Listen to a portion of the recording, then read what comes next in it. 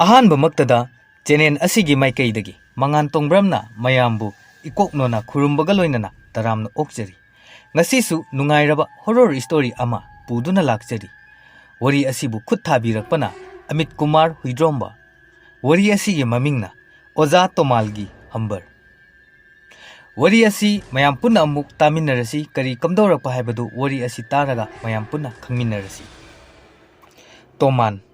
ꯃꯌꯥꯝꯅ ꯑꯣꯖꯥ ꯇꯣꯃꯥꯟ ꯍꯥꯏꯔꯒ ꯈꯪꯅꯕ ꯑꯍꯜ ꯑꯁꯤ ꯆꯍꯤ 70 ꯈꯔꯗꯤ ꯍꯦꯜꯂꯦ꯫ ꯑꯗꯨꯕꯨ ꯍꯧꯖꯤꯛꯁꯨ ꯃꯍꯥꯛ ꯑꯣꯖꯥ ꯑꯣꯏꯔꯤ ꯄ꯭ꯔꯥꯏꯚꯦꯠ ꯁ꯭ꯀꯨꯜ ꯑꯃꯗ꯫ ꯅꯍꯥ ꯑꯣꯏꯔꯤꯉꯩꯗꯒꯤ ꯍꯧꯅ ꯍꯧꯖꯤꯛ ꯐꯥꯎꯕ ꯁ꯭ꯀꯨꯜ ꯑꯣꯖꯥ ꯑꯣꯏꯔꯛꯄꯅꯤꯅ ꯑꯗꯨꯛꯀꯤ ꯃꯇꯤꯛ ꯑꯣꯖꯥ ꯍꯥꯏꯕ ꯁꯤꯟꯐꯝ ꯑꯁꯤꯗ ꯑꯦꯛꯁꯄꯤꯔꯤꯌꯦꯟꯁ ꯂꯩꯔꯦ꯫ ꯑꯗꯨꯅ ꯃꯔꯝ ꯑꯣꯏꯔꯒ ꯁꯥꯇ꯭ꯔꯁꯤꯡꯅ ꯃꯉꯣꯟꯗ ꯇꯨꯏꯁꯟ ꯆꯠꯀꯗꯧꯒꯤ ꯀꯣꯏꯇꯥꯟ ꯇꯥꯟꯅꯩ꯫ ꯇꯧꯕꯁꯨ ꯑꯗꯨꯝ ꯇꯧꯏ꯫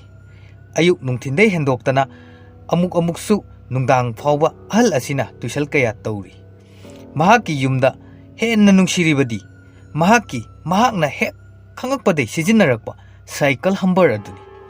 ꯆꯍꯤ ꯑꯁꯨꯛ ꯌꯥꯝꯂꯁꯤ ꯐꯥꯎꯕ ꯁꯥꯏꯀꯜ ꯑꯗꯨ ꯔꯪ ꯃꯆꯦꯠ ꯑꯃꯐꯥꯎ ꯀꯣꯛꯇꯕꯗꯧꯅ ꯇꯧꯏ꯫ ꯂꯪꯇ꯭ꯔꯤꯛ ꯂꯪꯅ ꯂꯩ꯫ ꯂꯣꯏꯅꯅ ꯇꯣꯃꯥꯟꯁꯨ ꯁꯥꯏꯀꯜ ꯑꯁꯤ ꯂꯨꯅ ꯇꯧꯖꯩ꯫ ꯃꯇꯝ ꯈꯔ ꯈꯖꯤꯛ ꯐꯪꯕꯒ ꯁꯥꯏꯀꯜ ꯑꯁꯤꯕꯨ ꯇꯛꯇꯨꯅ ꯅꯥꯟꯗꯨꯅ ꯑꯗꯨꯃꯛ ꯁꯦꯟꯅꯖꯩ꯫ ꯃꯁꯤꯗ ꯁꯥꯇ꯭ꯔ ꯁꯥꯇ꯭ꯔꯤ ꯀꯌꯥꯅ ꯂꯛꯅꯕꯁꯨ ꯌꯥꯎꯏ꯫ ꯑꯗꯨꯕꯨ ꯇꯣꯃꯥꯟ ꯅꯣꯡꯃꯇ ꯑꯁꯥꯎꯕ ꯃꯇꯧ ꯎꯠꯇꯦ꯫ ꯃꯍꯥꯛꯅ ꯄꯨꯔꯤꯕ ꯁ꯭ꯀꯨꯜ ꯑꯗꯨꯗ ꯆꯠꯄꯗꯁꯨ ꯁꯥꯏꯀꯜꯗ ꯑꯗꯨꯃꯛ ꯆꯠꯂꯤ꯫ ꯍꯧꯖꯤꯛꯀꯤ ꯃꯇꯝꯗ ꯑꯔꯤꯕ ꯁꯥꯏꯀꯜ ꯑꯃ ꯑꯗꯨꯝ ꯃꯄꯣꯞ ꯀꯥꯏꯗꯅ ꯁꯤꯖꯤꯟꯅꯔꯒ ꯊꯝꯕ ꯍꯥꯏꯕꯁꯤꯗ ꯃꯌꯥꯝꯅꯁꯨ ꯉꯛꯅꯩ ꯁꯣꯟꯅꯩ꯫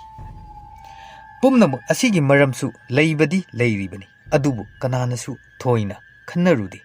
ꯊꯣꯏꯅ ꯈꯟꯖꯤꯟꯅꯔꯨꯗꯦ꯫ ꯅꯣꯡꯃꯗꯤ ꯃꯍꯥꯛ ꯃꯁꯥ ꯈꯔ ꯈꯖꯤꯛ ꯅꯨꯡꯉꯥꯏꯇ꯭ꯔꯗꯨꯅ ꯑꯌꯨꯛꯇꯣ ꯌꯥꯍꯧ ꯈꯔ ꯊꯦꯡꯈ꯭ꯔ ꯃꯥꯜꯂꯦ꯫ ꯃꯍꯥꯛꯀꯤ ꯁꯥꯇ꯭ꯔꯁꯤꯡ ꯑꯗꯨ ꯁꯪꯒꯣꯏꯗꯨꯗ ꯐꯝꯗꯨꯅ ꯑꯣꯖꯥ ꯊꯣꯛꯂꯛꯄ ꯉꯥꯏꯕ ꯑꯣꯏꯅ ꯌꯥ ꯂꯥꯡꯗꯨꯅ ꯂꯩ꯫ ꯃꯗꯨꯗ ꯌꯨꯝꯊꯪꯅꯕ ꯃꯤꯅ ꯑꯃꯨꯔꯛ ꯑꯅꯤꯔꯛ ꯆꯩꯔꯛꯏ꯫ ꯃꯗꯨ ꯈꯪꯂꯗꯨꯅ ꯇꯣꯃꯥꯟꯁꯨ ꯏꯃꯨꯡꯗꯒꯤ ꯐꯤ ꯑꯊꯥꯕ ꯑꯃ ꯁꯦꯠ ꯏꯟꯗꯨꯅ ꯊꯣꯔꯛꯏ꯫ ꯃꯁꯛ ꯃꯑꯣꯡꯗꯣ ꯌꯦꯡꯕꯗ ꯑꯗꯨꯝ ꯃꯁꯥ ꯅꯨꯡꯉꯥꯏꯇ꯭ꯔꯦ ꯍꯥꯏꯕꯁꯦ ꯃꯌꯥꯝ ꯑꯗꯨꯅ ꯈꯪꯂꯦ꯫ ꯃꯍꯥꯛ ꯊꯣꯛꯂꯛꯄ ꯎꯕꯗ ꯁꯥꯇ꯭ꯔ ꯃꯔꯛꯇꯒꯤ ꯈꯔ ꯃꯆꯤꯟ ꯌꯥꯎꯕ ꯑꯃꯗꯨꯅ ꯑꯣꯖꯥ ꯀꯩꯗꯧꯔꯒꯦ? ꯏꯁꯥ ꯉꯝꯕꯤꯗ꯭ꯔꯕꯣ ꯑꯣꯖꯥꯕꯣ? ꯑꯃꯨꯛꯇꯪ ꯈꯧꯗꯦꯝꯃꯤ꯫ ꯑꯗꯨꯒ ꯍꯥꯏꯔꯛꯏ, ꯉꯁꯤꯁꯦ ꯅꯣꯡꯉꯥꯜꯂꯛꯄꯗ ꯏꯁꯥꯁꯦ ꯈꯔ ꯅꯨꯡꯉꯥꯏꯔꯝꯗ꯭ꯔꯦ꯫ ꯅꯣꯏ ꯂꯥꯛꯄ ꯉꯥꯏꯔꯒ ꯁꯨꯇꯤ ꯊꯥꯔꯁꯤ ꯍꯥꯏꯒꯦ ꯇꯧꯕꯁꯨ ꯅꯣꯏ ꯉꯥꯏꯔꯤꯉꯩꯗ ꯑꯃꯨꯛ ꯇꯨꯝꯊꯣꯛ ꯂꯩꯔꯝꯃꯦ꯫ ꯑꯗꯨꯅ ꯈꯪꯍꯧꯗ꯭ꯔꯦ, ꯄꯨꯡꯁꯨ ꯊꯦꯡꯖꯤꯜ ꯂꯩꯔꯝꯃꯦ꯫ ꯑꯁꯨꯝꯅ ꯃꯈꯣꯟ ꯈꯔ ꯈꯖꯤꯛ ꯇꯞꯂꯞꯅ ꯍꯥꯏꯔꯛꯏ꯫ ꯁꯥꯇ꯭ꯔ ꯑꯗꯨꯅ ꯉꯁꯥꯏꯅ ꯈꯪꯉꯕꯗꯤ ꯌꯨꯝꯗ ꯍꯜꯂꯝꯗꯧꯅꯤ꯫ ꯁꯥꯇ꯭ꯔ ꯑꯗꯨꯅ ꯍꯥꯏꯔꯤꯕꯗꯨ ꯇꯥꯔꯒ ꯃꯗꯨꯗ ꯃꯔꯝꯈꯔ ꯃꯣꯛꯄꯤ ꯁꯥꯇ꯭ꯔꯤ ꯑꯗꯨꯅꯗꯤ ꯑꯣꯖꯥꯗꯨꯒꯤ ꯃꯇꯧꯗꯨꯗ ꯅꯨꯡꯉꯥꯏꯖꯔꯝꯗꯦ꯫ ꯁꯥꯟꯊꯂꯦꯝꯕꯤꯅ ꯑꯣꯖꯥ ꯑꯗꯨꯗ ꯌꯦꯡꯂꯒ ꯑꯁꯨꯝꯅ ꯍꯥꯏꯔꯛꯏ, ꯑꯣꯖꯥ ꯏꯁꯥ ꯉꯝꯗ꯭ꯔꯗꯤ ꯀꯅꯥꯅ ꯆꯥꯛ ꯊꯣꯡꯗꯣꯏꯕ? ꯑꯩꯈꯣꯏ ꯊꯣꯡꯕꯤꯔꯝꯃꯒꯦ꯫ ꯑꯗꯣ ꯍꯣꯔꯦꯟ ꯁ꯭ꯀꯨꯜꯗꯤ ꯂꯥꯛꯇꯣꯏꯔꯣ ꯑꯣꯖꯥ? ꯅꯨꯄꯤ ꯃꯆా ꯑꯗꯨꯒꯤ ꯋꯥꯍꯩ ꯑꯗꯨ ꯇꯥꯕꯗ ꯇꯣꯃꯥꯜꯅ ꯑꯁꯨꯝꯅ ꯍꯥꯏꯔꯛꯏ, ꯌꯥꯔꯅꯤꯗ ꯑꯩ ꯑꯗꯨꯝ ꯊꯣꯡꯖꯔꯒꯦ꯫ ꯁ꯭ꯀꯨꯜꯁꯨ ꯑꯩ ꯂꯥꯛꯂꯔꯣꯏꯁꯤꯔꯅ ꯈꯜꯂꯕꯅꯤ꯫ ꯅꯨꯡꯗꯤ ꯅꯨꯡꯉꯥꯏꯇ꯭ꯔꯦꯗ, ꯂꯥꯛꯑꯁꯤꯔꯁꯨ ꯈꯜꯂꯤ꯫ ꯇꯣꯃꯥꯟꯒꯤ ꯋꯥꯍꯩ ꯑꯗꯨ ꯇꯥꯔꯒ ꯁꯥꯟꯊꯂꯦꯝꯕꯤꯅ ꯑꯃꯨꯛ ꯈꯨꯝꯃꯛꯏ, ꯑꯣꯖꯥꯅꯕꯨ ꯂꯥꯛꯑꯅꯤ, ꯑꯩꯈꯣꯏ ꯑꯗꯨꯝ ꯍꯦꯗꯃꯥꯁꯇꯔꯗ ꯍꯥꯏꯔꯝꯃꯒꯦ꯫ ꯃꯗꯨꯗ ꯇꯣꯃꯥꯜꯗꯣ ꯅꯣꯛꯊꯣꯔꯛꯏ꯫ ꯑꯗꯨꯕꯨ ꯃꯉꯥꯎ ꯊꯤꯕ ꯅꯨꯄꯥ ꯃꯆꯥ ꯈꯔ ꯑꯗꯨꯗꯤ ꯃꯌꯨꯝꯗ ꯍꯟꯗꯧꯒꯤ ꯂꯥꯡꯗꯨꯅ ꯂꯣꯏꯁꯤꯟꯅꯔꯤ꯫ ꯑꯗꯨꯕꯨ ꯅꯨꯄꯤ ꯃꯆꯥ ꯈꯔ ꯑꯁꯤꯗꯤ ꯂꯥꯏꯔꯤꯛ ꯂꯣꯏꯁꯤꯟꯖꯔꯕꯁꯨ ꯑꯣꯖꯥꯒꯤ ꯃꯇꯦꯡ ꯈꯔ ꯇꯧꯔꯝꯁꯤꯔ ꯈꯟꯖꯔꯤ꯫ ꯇꯣꯃꯥꯜꯗꯨ ꯊꯥꯔꯤꯕ ꯆꯧꯀ꯭ꯔꯤ ꯑꯗꯨꯗ ꯐꯝꯗꯨꯅ ꯂꯣꯛ ꯑꯃꯨꯔꯛ ꯑꯅꯤꯔꯛ ꯈꯨꯔꯛꯏ꯫ ꯃꯗꯨꯗ ꯍꯦꯟꯅ ꯅꯨꯡꯉꯥꯏꯇ꯭ꯔꯗꯨꯅ ꯁꯥꯇ꯭ꯔꯤ ꯑꯃ ꯑꯅꯤꯗꯨꯅ ꯏꯃꯨꯡꯂꯣꯝꯗ ꯆꯪꯈꯤ꯫ ꯑꯗꯨꯒ ꯀꯔꯤ ꯂꯣꯏꯁꯤꯟꯕ ꯌꯥꯕ ꯂꯣꯏꯁꯤꯟꯅꯕ ꯍꯣꯠꯅꯔꯤ꯫ ꯈꯔ ꯑꯃꯅ ꯑꯣꯖꯥꯗꯨꯕꯨ ꯃꯀꯣꯛ ꯅꯝꯕꯤꯗꯨꯅ ꯁꯦꯕꯥ ꯇꯧꯕꯤꯔꯤ꯫ ꯑꯃꯨꯛꯁꯨ ꯐꯥꯒꯤ ꯇꯧꯅꯗꯨꯅ ꯄꯨꯟꯅ ꯅꯣꯛꯃꯤꯟꯅꯔꯤ꯫ ꯑꯗꯨꯕꯨ ꯁꯨꯇꯤ ꯊꯥꯔꯦꯅ ꯅꯨꯡꯉꯥꯏꯅ ꯆꯠꯈ꯭ꯔꯕ ꯅꯨꯄꯥ ꯃꯆꯥ ꯈꯔ ꯑꯁꯤꯗꯤ ꯁꯪꯒꯣꯏ ꯑꯁꯤꯗꯩ ꯍꯦꯛ ꯊꯣꯛꯈꯤꯕꯒ ꯁꯥꯏꯀꯜ ꯍꯝꯕꯔ ꯑꯗꯨ ꯉꯁꯤꯗꯤ ꯎꯗꯕ ꯑꯁꯤꯗ ꯋꯥꯔꯤ ꯁꯥꯟꯅꯔꯛꯏ꯫ ꯑꯃꯨꯗꯣꯟꯅ, ꯑꯣꯖꯥꯒꯤ ꯍꯝꯕꯔꯗꯨ ꯎꯗꯦꯅ ꯉꯁꯤꯗꯤ? ꯅꯍꯥꯟꯈꯩꯗꯤ ꯁ꯭ꯋꯥꯏꯗ ꯑꯗꯨꯝ ꯈꯥꯝꯃꯒ ꯂꯩꯗꯥꯏꯅꯦ? ꯃꯃꯥꯟꯅꯕ ꯁꯨꯁꯤꯟꯗ꯭ꯔꯣꯅ ꯑꯃꯨꯗꯣꯟꯒꯤ ꯋꯥꯍꯩ ꯑꯗꯨ ꯇꯥꯔꯒ ꯍꯥꯏꯔꯛꯂꯝꯃꯤ꯫ ꯍꯣꯏꯅꯦ, ꯁꯤꯗ ꯍꯥꯟꯅꯈꯩꯗꯤ ꯑꯗꯨꯝ ꯈꯥꯝꯃꯒ ꯂꯩꯕꯅꯤ, ꯉꯁꯤꯗꯤ ꯂꯩꯔꯝꯗ꯭ꯔꯦꯅ꯫ ꯑꯗꯨꯅꯦ, ꯀꯗꯥꯏꯗ ꯊꯝꯈ꯭ꯔꯖꯥꯠꯅꯣ? ꯅꯍꯥꯟꯈꯩꯗꯤ ꯑꯩꯈꯣꯏꯅ ꯂꯥꯛꯄ ꯃꯇꯝꯗ ꯁ꯭ꯋꯥꯏꯁꯤꯗ ꯑꯗꯨꯝ ꯂꯩꯗꯥꯏꯅꯦ? ꯑꯩꯈꯣꯏ ꯂꯥꯛꯄ ꯑꯁꯤꯗ ꯏꯀꯥꯏꯗꯅꯒ ꯏꯃꯨꯡꯗ ꯊꯝꯈ꯭ꯔꯖꯥꯠꯂꯣ? Susindrona Thamni thamamaniba Asi haina lakpaduna Thonggangi konthongchei adu phat satokpada phibam tahodraduna konthongchei aduna Susindro amadi amudondu poplauna mathabakta yashilai aduga ataidudi karisu sokhodre maduda makhoina tusinduna leiba ataiduna wa launa noi makhon aduda sangoida leiriba satri amana cheptharaga yenglei aduga noktuna tomanda tammi matau asi ichamchamna ujarabasu pumnamaksi kanagumba amagi thawinsin yauribani maru oina marau leiraba magun chelaba cycle humber adunani haibasu yai adunabu tomalna cycle adu sectionna thamjaribani ngasisu hek cycle do tomalna masa nungaitrabanina ayuk nganta hauduna jena kharomda thamgrabani aduna kanana su udre khangdre nahan gaidi iskun chatawbasu leibanina sangoina kan aduda adum thambani toman macha gumbi satri mayam aduna seba tawbirakpa aduda pungpen penkre mabukning nungsiraduna mapi irafau chelai aduga mahaki leikidrabi nupi yaimabibu ningsinglai aduga amuksu yanakada leiriba humber aduda yengi asumna numitchigi numuidangi matam osilakle kanasu leijadaba imungnina masana kanna hotnajaduna hojik masadu kharadi nungaire chaksu satri mayamduna numidangi yauna thongammabanina amuk hanna thongningai oidre aduna phi ama inchilaga phunga aduda mai hogatuna tiktuna leiri matam aduda lekai naha khara numidangda leirak kulakta koichat chatpa khara mahaki yum mapa adu landuna chatpa matamda tomalgi mongol maktada nupi amakak wai setlibadu hek ururi maduda jutchadaba wakhal kakta khanba aduna ipu tomal asi nupi amuk nauna chelak ira haina hairi adubu amanadi oiramoi moigi imung manung mari mata oiramnina hairami aduga amaduna amuk hairami amta oiramoi ipu adu oiramni lapasida nupi manbo oiramni hai asumna makhoi ahum marisi murum sonduna ngaihak chap leptuna tomalgi mongolda leiriba adu yengduna leiri asumna sum yengduna leirambani nupi adu wai sitlambade tapna yena kharomda thokre adudagi ngasai makai lei khangdaba mongol aduda laten adu tapna nganthorei matau aduda makhoidi angakpadum pokle khare hekki ganba adunadi but oiramni chatlahurasi natradi soidana tamnara ani haiduna leiri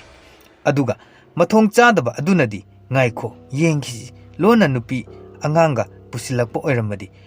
lekai taksi kaina hairami phibam asida lakminnaba kaubanina hek noi lehoro ai chatlamage haibasu yadabanina tungduda adumak leptuna leiri kigandaba migi Chitragupta yengba naha aduna mang thaduna thonggan adudei tapna changi thonggal adu wapal su leibanina kharadi suk'i mammi tungda la idubudi kibanabu loirabani ngasidi kari numitno su khangde lambida mi kaya su ichatchate asumna makhoi ahum maridu mari sum changsilakpana sumang yore khonjeldi thokhandana ingitta hainaduna akoiba aduda pulap koisinduna hana yengkhisi aduga imungda direct hekta changasi haina hainarami maduna amuke hena kihalle maning thangiba asidi makhoi maridi subanina ani khaidoknaduna yenakha wangma lai ahanbagi ani dudi awanglonggi yenakha adudani madugi cycle humber adu khamlibado madu hek ubada masi horen hankibada pukhrasi jontho adi phanayam kananina hairami asumna khanari ngai makhoigi tungda ngasaigi nupi adu phat thoraktona lepi madu makhoi anidi ude nupi adunadi yamna sauna makhoibu yengduna lei aduda makhoi ani dusu tungdagi sahum ama fangi haiduna sat onthorakpada kanasu amuk leramde asumna lakpana chakhumgi phungada mai tikliba tomangi mapa adu yausilakle somdasu ani adu tumina makhon thokanda lai makhoina laibasidi lobuk lomgi samban khariba adudani tung thangliba adudi kimalladuna koilei leiduna pangyengde yengi mang thangiba adudi makhongsu khara yangbanina gam chatki tungda laisina tungmang yenglingai khongpham chahodraduna tusilli maduda mangda chaliba aduna pakhatladuna leithorakpadadi tusilliba mamanaba adugi matungda amuba ama lepibado ure pumthak thakiduna wa ama phau ngangdana tuminna mamittu ꯑꯔꯩꯕ ꯃꯈꯩ ꯂꯧꯊꯣꯛꯇꯨꯅ ꯌꯦꯡꯂꯒ ꯂꯩ ꯑꯗꯨꯒ ꯇꯨꯗꯨꯅ ꯇꯥꯔꯤꯕ ꯑꯗꯨꯅ ꯀꯩꯗꯧꯔꯒꯦ ꯑꯩꯅ ꯇꯨꯔꯤꯁꯦ ꯆꯤꯡꯈꯠꯀꯦꯗꯤ ꯍꯥꯏꯗ꯭ꯔꯒ ꯍꯥꯏꯗꯨꯅ ꯏꯪꯒꯤꯠ ꯇꯧꯅ ꯍꯪꯂꯛꯏ ꯑꯗꯨꯕꯨ ꯃꯥꯡꯗ ꯂꯩꯔꯤꯕ ꯑꯁꯤꯗꯤ ꯇꯨꯃꯤꯟꯅ ꯂꯦꯞꯇꯨꯅ ꯂꯩꯔꯝꯕꯗꯩ ꯃꯈꯨꯠ ꯑꯗꯨ ꯇꯤꯡꯊꯣꯛꯇꯨꯅ ꯄꯥꯏꯔꯛꯑꯣ ꯍꯥꯏꯕꯒꯤ ꯃꯑꯣꯡꯗ ꯇꯧꯔꯛꯏ ꯇꯨꯔꯤꯕ ꯅꯨꯄꯥ ꯑꯗꯨꯁꯨ ꯃꯈꯨꯠꯇꯨꯗ ꯇꯥꯞ ꯄꯥꯏ ꯍꯦꯛ ꯄꯥꯏꯁꯤꯟꯕꯒ ꯈꯛꯆꯤꯡ ꯆꯤꯡꯗꯨꯅ ꯃꯅꯤꯡꯂꯣꯝꯗ ꯀꯔꯤꯒꯨꯝꯕ ꯋꯥ ꯑꯃꯠꯇ ꯍꯥꯏꯗꯅ ꯄ꯭ꯔꯞ ꯄ꯭ꯔꯞ ꯆꯦꯟꯃꯤꯟꯅꯔꯛꯏ ꯇꯨꯡ ꯊꯪꯂꯤꯕ ꯑꯗꯨꯗꯤ ꯀꯔꯤꯅꯣ ꯀꯔꯤꯒꯤ ꯆꯦꯜꯂꯛꯏꯅꯣ ꯒ꯭ꯌꯥꯟ ꯃꯦꯟ ꯇꯥꯗꯅ ꯆꯦꯜꯂꯛꯏ ꯑꯗꯨ ꯇꯣꯃꯥꯟꯒꯤ ꯃꯅꯤꯡꯒꯤ ꯍꯤꯡꯒꯣꯜ ꯑꯗꯨꯗ ꯁꯣꯔꯣ ꯁꯣꯔꯣ ꯆꯦꯜꯂꯛꯇꯨꯅ ꯃꯅꯤꯡꯒꯤ ꯋꯥꯄꯜ ꯑꯗꯨꯁꯨ ꯍꯥꯏꯗꯣꯛꯇꯨꯅ ꯆꯦꯟꯊꯣꯔꯛꯄꯅ ꯂꯧꯕꯨꯛꯇ ꯆꯦꯟꯊꯔꯛꯏ ꯑꯗꯨꯒ ꯈꯔ ꯆꯦꯟꯊꯣꯔꯛꯄꯗꯩ ꯇꯨꯡꯒꯤ ꯅꯍꯥ ꯑꯗꯨꯅ ꯃꯈꯨꯠꯇꯨ ꯐꯠ ꯊꯥꯗꯣꯛꯏ ꯑꯗꯨꯒ ꯆꯦꯜꯂꯤꯕꯗꯨ ꯂꯦꯞꯇꯨꯅ ꯀꯩꯗꯧꯔꯒꯦ ꯍꯪꯉꯛꯏ ꯃꯗꯨꯗ ꯃꯥꯡꯗ ꯆꯦꯜꯂꯤꯕ ꯑꯗꯨꯁꯨ ꯂꯦꯞꯄꯦ ꯑꯗꯨꯒ ꯁꯣꯔꯗꯨ ꯊꯕꯦꯠ ꯊꯕꯦꯠ ꯍꯣꯟꯗꯨꯅ ꯃꯍꯥꯛꯅ ꯊꯦꯡꯅꯔꯛꯄꯁꯤꯡꯗꯣ ꯍꯥꯏꯕ ꯍꯧꯔꯛꯂꯝꯃꯤ ꯁꯣꯝꯗꯗꯤ ꯈꯔ ꯁꯥꯊꯤꯕ ꯀꯤꯒꯟꯕ ꯑꯅꯤꯗꯨꯅ ꯇꯨꯃꯤꯟꯅ ꯂꯥꯛꯑꯝꯕꯗꯩ ꯇꯨꯡꯂꯣꯝꯗ ꯁꯣꯔ ꯁꯣꯔ ꯇꯧꯈ꯭ꯔꯦ ꯍꯥꯏꯗꯨꯅ ꯃꯅꯥ ꯑꯗꯨ ꯊꯥꯡꯒꯠꯇꯨꯅ ꯇꯥꯔꯝꯕꯅꯤ ꯑꯗꯨꯕꯨ ꯀꯔꯤꯁꯨ ꯇꯧꯈꯤꯗ꯭ꯔꯦ ꯍꯨꯏ ꯍꯧꯗꯣꯡ ꯆꯦꯟꯈꯤꯕ ꯃꯥꯜꯂꯤ ꯍꯥꯏꯗꯨꯅ ꯑꯃꯨꯛ ꯃꯈꯣꯏ ꯑꯅꯤꯗꯨ ꯆꯥꯛꯈꯨꯝ ꯑꯗꯨꯗ ꯀꯅꯥ ꯀꯅꯥ ꯂꯩꯕꯒꯦ ꯍꯥꯏꯗꯨꯅ ꯐꯛꯂꯥꯡꯗ ꯅꯞꯁꯤꯟꯗꯨꯅ ꯇꯥꯔꯤ ꯏꯃꯨꯡꯗꯨꯗ ꯐꯨꯡꯒꯥꯒꯤ ꯑꯀꯣꯏꯕꯗꯨꯗ ꯇꯣꯃꯥꯜꯗꯨ ꯃꯩ ꯇꯦꯛꯂꯤ ꯑꯗꯨꯒ ꯃꯆꯤꯟꯗꯨꯗ ꯈꯣꯟꯖꯦꯜ ꯄꯤꯛꯅ ꯑꯁꯨꯝꯅ ꯍꯥꯏꯔꯛꯏ ꯌꯥꯏꯃꯕꯤ ꯅꯪꯕꯨ ꯀꯩꯗꯧꯔꯤꯕꯒꯤꯅꯦ ꯍꯟꯗꯛꯇꯤ ꯅꯋꯥ ꯅꯄꯥꯎꯁꯨ ꯑꯃꯠꯇ ꯇꯥꯈꯤꯗ꯭ꯔꯦ ꯑꯩꯕꯨ ꯅꯪ ꯌꯥꯎꯗꯅ ꯂꯩꯕꯁꯦ ꯋꯥꯏꯅꯦꯍꯦ ꯑꯁꯨꯝꯅ ꯋꯥ ꯉꯥꯡꯂꯛꯄ ꯑꯁꯤꯗꯗꯤ ꯌꯦꯅꯈꯥꯗ ꯂꯨꯝꯃꯤꯕ ꯑꯅꯤꯗꯨ ꯉꯛꯄꯅ ꯂꯣꯏꯈ꯭ꯔꯦ ꯃꯊꯟꯇ ꯆꯣꯏꯔꯣ ꯂꯣꯜꯂꯤꯕ꯭ꯔꯥ ꯅꯠꯇ꯭ꯔꯒ ꯀꯅꯥ ꯋꯥꯔꯤ ꯁꯥꯔꯤꯕꯅꯣ ꯃꯤꯒ ꯋꯥꯔꯤ ꯁꯥꯕꯁꯨ ꯃꯥꯟꯗꯦ ꯑꯗꯨꯒ ꯃꯥꯒꯤꯁꯤ ꯊꯋꯥꯏ ꯀꯧꯔꯒ ꯋꯥꯔꯤ ꯁꯥꯔꯤꯕ ꯖꯥꯠꯂꯥ ꯀꯥꯏꯅꯒ ꯃꯈꯣꯏ ꯑꯅꯤꯗꯨ ꯈꯟꯅꯔꯤ ꯈꯟꯅꯗꯨꯅ ꯂꯩꯔꯤꯉꯩ ꯑꯃꯨꯛꯁꯨ ꯇꯣꯃꯥꯜꯅ ꯋꯥ ꯉꯥꯡꯕ ꯍꯧꯔꯛꯂꯦ ꯅꯪꯒꯤ ꯅꯄꯥꯟꯗꯒꯤ ꯑꯩꯁꯨ ꯉꯁꯤ ꯐꯥꯎꯕ ꯏꯊꯟꯇ ꯌꯨꯝ ꯑꯁꯤꯗ ꯍꯤꯡꯕ ꯉꯝꯂꯤꯕꯅꯤ ꯑꯩꯅ ꯁꯤꯗ꯭ꯔꯤ ꯐꯥꯎꯕꯗꯤ ꯅꯪꯒꯤ ꯋꯥꯁꯛꯇꯣ ꯉꯥꯛꯑꯝꯒꯦ ꯇꯧꯕꯅꯤ ꯑꯗꯨꯒ ꯅꯪꯅ ꯍꯦꯛ ꯍꯦꯛ ꯑꯩꯒꯤ ꯁꯥꯏꯀꯜ ꯑꯁꯤꯗ ꯃꯤꯇꯥꯕ ꯃꯤ ꯈꯨꯗꯤꯡꯗ ꯑꯋꯥ ꯆꯩꯊꯦꯡ ꯄꯤꯕꯗꯣ ꯄꯤꯔꯅꯨꯕ ꯑꯩ ꯃꯈꯣꯏꯗꯣ ꯌꯦꯡꯕ ꯅꯨꯡꯉꯥꯏꯇꯦ ꯍꯟꯗꯛꯇꯤ ꯋꯥꯍꯩ ꯑꯁꯤ ꯇꯥꯕꯗ ꯃꯈꯣꯏ ꯑꯅꯤꯗꯨ ꯁ꯭ꯋꯥꯏ ꯂꯥꯎꯈ꯭ꯔꯦ ꯀꯤꯔꯝꯗꯕ ꯄꯨꯝꯕꯗꯣ ꯖꯔ ꯖꯔ ꯀꯤꯔꯛꯂꯦ ꯑꯗꯨꯒ ꯍꯟꯗꯛꯇꯤ ꯃꯈꯣꯏ ꯑꯅꯤꯅ ꯆꯞ ꯌꯨꯡꯅ ꯊꯥꯖꯔꯦ ꯃꯗꯨꯗꯤ ꯇꯣꯃꯥꯜꯁꯤ ꯕꯨꯠ ꯑꯃꯒ ꯋꯥꯔꯤ ꯁꯥꯟꯅꯩ ꯍꯥꯏꯅ ꯑꯗꯨꯕꯨ ꯑꯃꯨꯛꯁꯨ ꯍꯦꯛ ꯃꯈꯣꯏ ꯑꯅꯤꯅ ꯂꯥꯛꯂꯤꯕꯁꯤ ꯇꯣꯃꯥꯜꯅ ꯈꯪꯂꯗꯨꯅ ꯁꯥꯏꯀꯜꯗꯨ ꯍꯨꯔꯥꯟꯈꯤꯗꯅꯕ ꯂꯧꯁꯤꯡ ꯇꯧꯔꯛꯂꯤꯕ꯭ꯔꯥ ꯏꯇꯥ ꯊꯧꯃꯩ ꯍꯥꯏꯕ ꯋꯥꯔꯤ ꯑꯗꯨꯒꯨꯝꯅ ꯍꯥꯏꯅ ꯈꯟꯅꯩ ꯑꯗꯨꯕꯨ ꯃꯐꯝꯁꯤꯗ ꯃꯈꯣꯏ ꯑꯅꯤ ꯄꯟꯊꯗꯨꯅ ꯂꯩꯔꯕꯗꯤ ꯈꯨꯗꯣꯡ ꯆꯥꯒꯗꯕ ꯃꯥꯟꯗ꯭ꯔꯦ ꯍꯥꯏꯗꯨꯅ ꯃꯈꯣꯏ ꯑꯅꯤꯃꯛ ꯇꯨꯡ ꯑꯣꯟꯊꯣꯔꯛꯄꯗꯗꯤ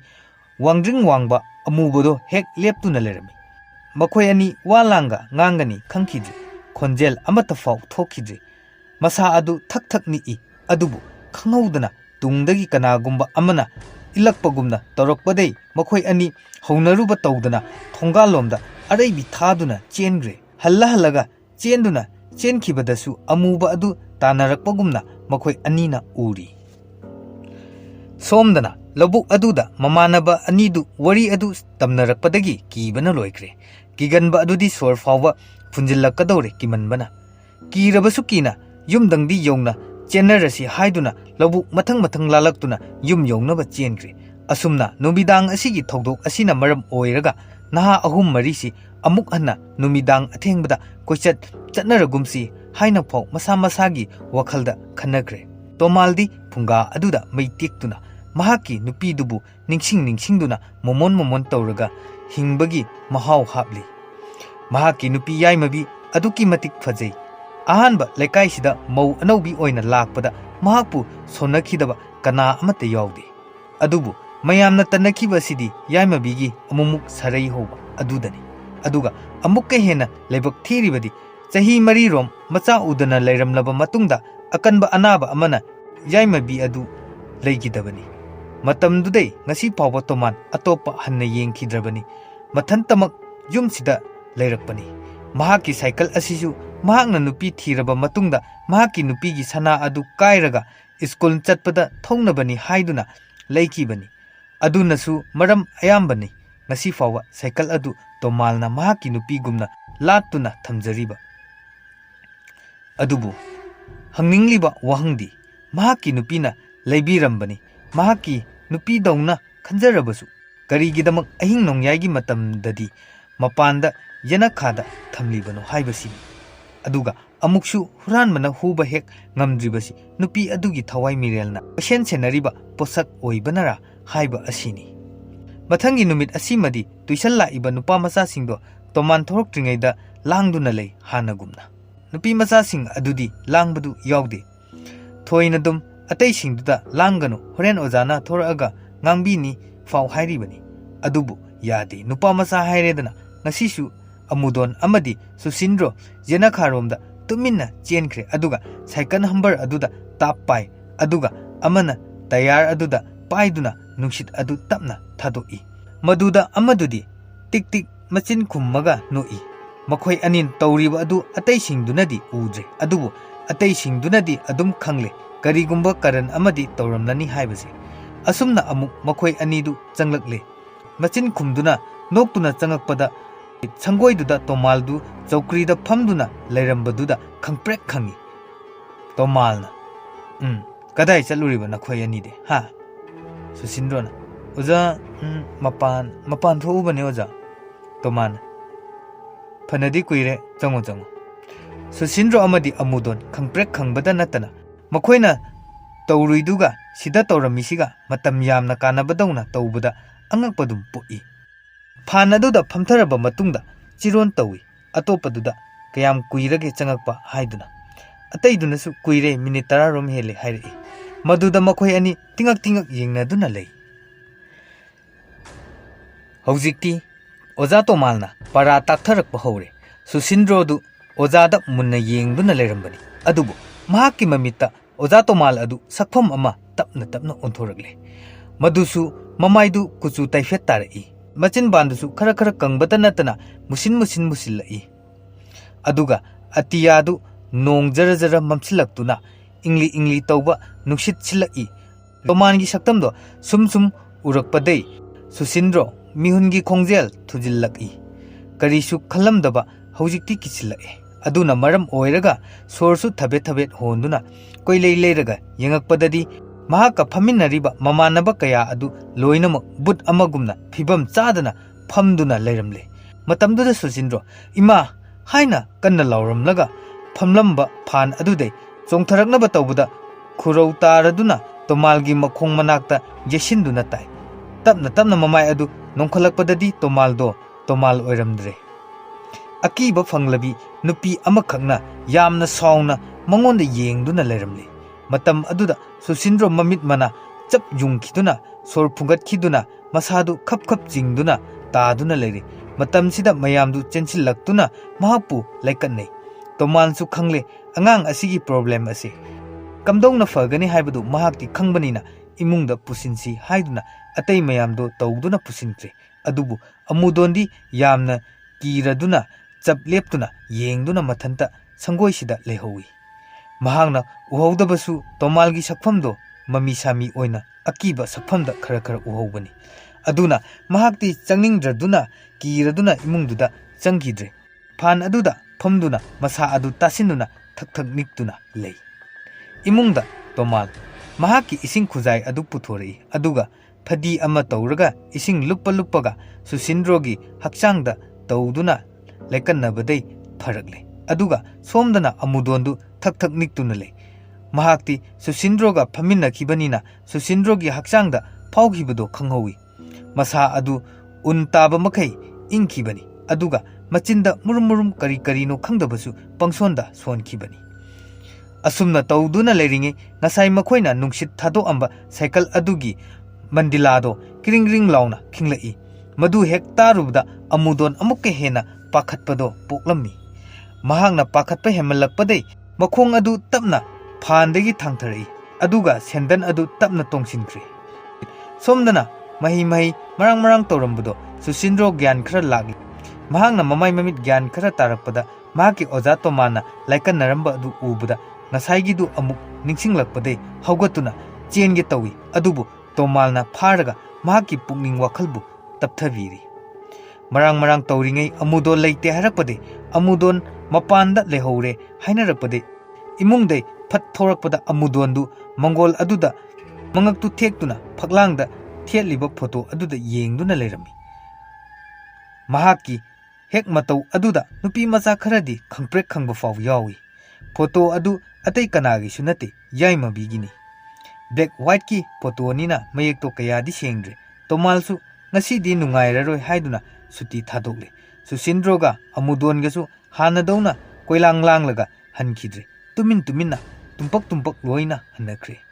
Tomal di wakal bunungai hodre. Mahaki cycle adu kamdauribano haiduna yengba changai. Cycle adu di karisu toramde. Ngasai nungsit thadokhiba adusu karimata toramdre. Tomal cycle du da munna yengi aduga phamtharaglaga cycle adu tapna sengdokpa haurai. Wakal da su khalai asumna. Nangse aina aigi nupi magni khanna loina jarakpani ko. Ado nangna handak marak aki akhang tawhalakpase ai kharadi nungaiti. Asumna Tomal school chatle. Aduga school loiraga yumda halai. Ngasidi ware haiduna hotel amada bora singju charuge haiduna changlai.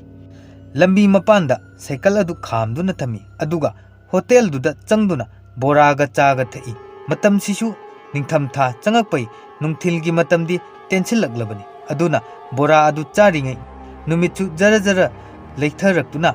numitpu tagidore. Adubu hotel gi mapan lambi sidadi achat awong singna cycle adubu munna yengnaduna chatki. Asuk liraba cycle asi langtrik langna mapop kaidana sijinariba misi kanano haiduna yenglamlaga loina chatki. Adubu fatraba matamnina fattaba misu adumak thengnari. Nongmagi chinjak watpa yadaba mathong oktaba nisada laichuraba misu marang kaina leiribanina mafam sidasu number 4 chaba moi ani lai. Moi anina cycle asi hek ubada masi oina purasi haiduna ingit taunarami. Ngaihak achat awong singdu yengchinaramlaga khara khajik mamchilakpa asida cycle adu phat stand haigatuna inthorei. Khara khajik inthorakpaga uraroi khanba mapa yobadei phan chongkhattuna thauba hore. Amaduna tungduda tongi. Makhoi ani tik noi aduga cycle adu nungaina thauduna lakle. Khara lamna thaudorakpa matungda cycle adu puncture oirakpagi ahoba makholda khangprek khangladuna brake tu fai. Kumthaduna yengubadadi karisu toramde. Kari takhairurabano khanna amuk cycle du kakhatke tawbadadi makhoigi hek mamangda nupi amagi mamai nonthaduna leptuna lerami. Maduda makhoi animak khangprek khangna leptuna lei. Ngaihak tumina yengnaraga leraba matungda cycle adu tapna thaurage torokpa mikupta tunglomda kanagumba amana amuk konchilai. Maduda onthoktuna yenglubadadi ngasai mamangda lekhiba nupi adu oiramle. Matamduda makhoi animak khangprek khangna kanna lauramlaga cycle du inthuramlaga chelai. Lambida chelakpa oibanina tunghanhanduna amuk hek yengoi. Maduda cycle adugi manakta nupi ado adum leptuna lehowi. Makhoi anisu thawai tabu hingauradi kanna tungmang onuna chelakpa dudadi mangda lakpa tata amana thombadagi khudakta makhoi animakto siri. Matam asimaktada Tomalsu bora charambade masadu thuk lauba ama faurai. Kuina panthaba nungairaroi numitchu tasilakle haiduna thorokpani. Cycle do mafam khara khajik hongna leirambadu thengnabadei karigumba thokdok amadi thokre haibase mahakna chingnari. Matamduda mahak mathwai nungairamdi maramdi mahakna nungsijei mahaki thawai mangni khatna thamjariba cycle asigi maramdei miyoi kaya awafamda taramale khanbadei. Asumna thawai nungaitana nungsuk nungjanana thaurakpana hojikti yum yori. Yum yaubaga cycle adu yenakada insillamlaga imungda changai. Aduga phi adu hongduna mahaki phamung nakanda leiriba mahaki nupigi photo adu yengduna hairai. Yaimabi aina asukuina nangbu inakta leirina khanjarakpase ai yamna lanba thabak ama oiraga dauri. Taibang miga laiga samnaba yade haibado matam kuina kaurure. Nangna maram oiraga ai atopa taibang mi amatada aki akhang asok apan thokhaningdre. Aduna nang aigi ifamdei lapkro natraga aibusu nangi nanakta leinaba pubiro lao. Wahi kharasi haiduna photo adubu laimaida thomgaiduna thugaire. Maduda yanakhada leiriba cycle adu makhado onthakhibai makhon tarai. Tomaldi pukningda penjadrabani.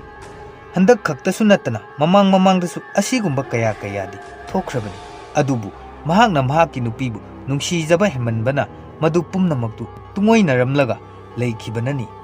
Ngasidi khangba ngamlaroi mahaki satra phawbada aki akhang thokhalagle haiduna penjaraktrabani. aduna maram oiraga ngasidi chap jungna phirep asi leplakkhibani wakhal mayam singsi khanna khanna leiringai mamang thong adu kokok thilakhi ahanbada toman tuminna munna tai phana haidunasu mi atopadi wafamsi khanghandabanina mi atai oiramgadra haiduna taribani adubu karisu makhon thoktabadai amuk tomaldu phamungda phamthai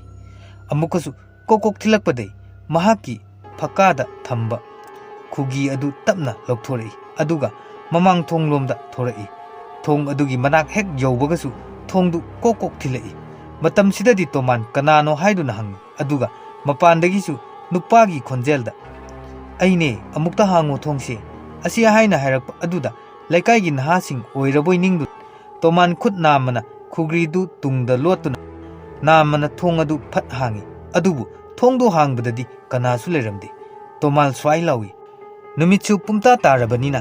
karisu udre adubu maki hek matungda makhutta candle ama paiduna nupi amagi akiba saktamda leptuna leramle madu tomaldi khangde ude candle adusu machinduna phuphu launa kamduna muthatkre makhut aduna tomalgi khugri pairiba makhut aduda tap paisilai aduga makhut na maduna tunglomdudagi tomalgi mamittu khumjilakre toman karimata udre loinana tunglomdagi jara jara chingkre machindadi kanano kanano haiduna koihang hangi adubu karisu khumakte hanjin hanjin hangubadagidi mamitta khumjillamba adu thadokre aduga makhutta paishilamba adusu thadokre unthorakpada kanasu leramde toman koilei leiduna yengi adubu kanasu leite kanasu ude phana haidunasu asigumba sangsargi chana kanglon nattaba ama torokpasidi tomalsu akiba phawri mahaki nupigi thawaina tawbabu oirasu tawdababu oirabasu tasengna asigumba phibam asidi loinamak akiba poi asumna koyeng yenglingai mai adu muthokre tomal makhut animaktu tingthoktuna koima mai aduga machindana kanano kana leige haiduna koihang hangli paukhumdi kanana su pirakte ngahak sumaina sum leirambade kachillomdei gurung gurung ngangba khonjelda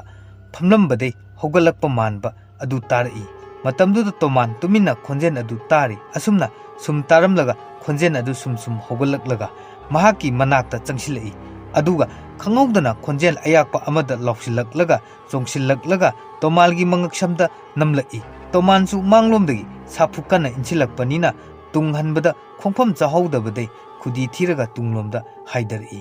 mahangna tung haidarakpada table machet aduda lawai lukhamdo yesinkre phibam asidadi tomal lengkhidre gyandi mangdri adubu lengba otpadi ngamkhidre longna mamitu pangthoktuna machinduda a tawduna yamna wana khangli laimai dusu I ngaktana chentharagle mahaki mamita ubasi amuba amakhak phairen aduda longna yantharaga mahaki mapa tamna lai aduga mai phatphat khabiba balakki maingan maraksida amuba adu jara jara sandoraktuna tomalgi mamit animakta makhut aniduna paisilai aduga kanna kanna mesillakpa matamda toman phring phring kauduna khudaksida aroiba matam oikre nongalakpa matamda mahaki satra sing aduna mahaki asiba haksang oina thengnare madugi marakta mahaki satra anikak susindro amadi amudon aduga numidang mahaki yumda lona changakpa naha mari makhoi pumnamak ngasidi taibang miron tadaba amagumna tawduna leiri mahaki nupi mangni khanduna thamluba cycle adugi mahina miyoi kaya awafamda tabada natan mathwai sisu mangle pumnamak asigi maramdi cycle asigi maramdagini tomalnadi cycle asi mahaki nupina si khraba matungda thawai aduna changshinduna lehobagum khanduna loinarakhibani adubu tasingba makidi mahaki nupigi thawaidi natlamde natte haibagi maram haibubu mamang thakta cycle adu imungda pusinnaba kayarak honarabasu yakhide ngamkhide madu atopa thawai singamdana sikhiba phatraba thawai amana koipai paiduna leiramba adu tomana cycle asida thawai tana lacharakpa miyoiba tomalnadi masi khangkhide jahi kaya luna chana tawruba matamdadi karisu thokide adubu yengthi tathiba tawruba aduda phatraba thawai aduna tomalgi thawai lobata natana atopa kayagi punsibusu mafam marang khanghankhidabani wari asi ꯃꯇꯥꯡ ꯑꯁꯤꯗ ꯂꯣꯏꯖꯔꯦ ꯋꯥꯔꯤ ꯑꯁꯤꯗ ꯁꯣꯏꯈꯤꯕ ꯂꯥꯟꯈꯤꯕ ꯌꯥꯎꯔꯕꯁꯨ ꯇꯥꯕꯤꯔꯤꯕꯁꯤꯡꯅ ꯄꯨꯛꯆꯦꯜ ꯆꯥꯎꯅ ꯉꯥꯛꯄꯤꯌꯨ ꯍꯥꯏꯅ ꯑꯃꯨꯛꯀꯁꯨ ꯃꯉꯥꯟ ꯇꯣꯡꯕ꯭ꯔꯝꯅ ꯏꯀꯣꯛꯅꯣꯅ ꯈꯨꯔꯨꯝꯖꯔꯤ